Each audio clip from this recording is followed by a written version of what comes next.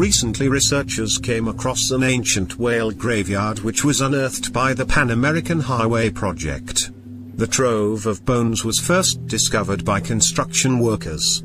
It was then immediately turned over to scientists who unearthed the skeletons of more than 40 marine mammals including 2 seals, an aquatic sloth, and an extinct species of sperm whale. The mass strandings that are thought to have killed them span a period more than 10,000 years. Chilean and Smithsonian paleontologists study several fossilized whale skeletons at Cerro Ballena, also known as Whale Hill, next to the Pan American Highway in the Atacama region of Chile.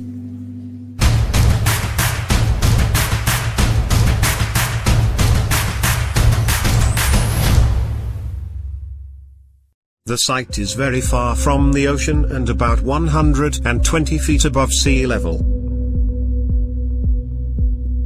Paleontologists estimate that the skeletons are between 6 million and 9 million years old.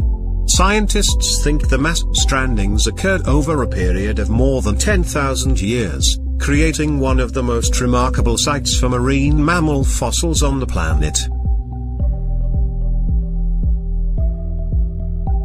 The skeletons are well preserved at 4 distinct levels.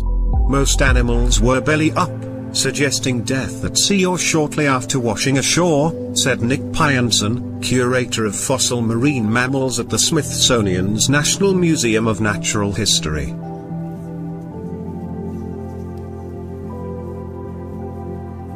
The whale fossils undergo medium-range 3D surface scanning in order to create a digital record of the arrangement of the skeletons.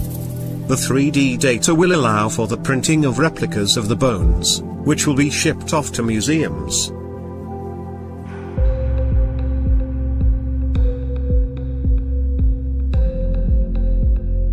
Scientists have labeled the Cerro Ballena site a paleontological treasure on par with California's Labrador Pits and Dinosaur National Monument to Newton, Colorado.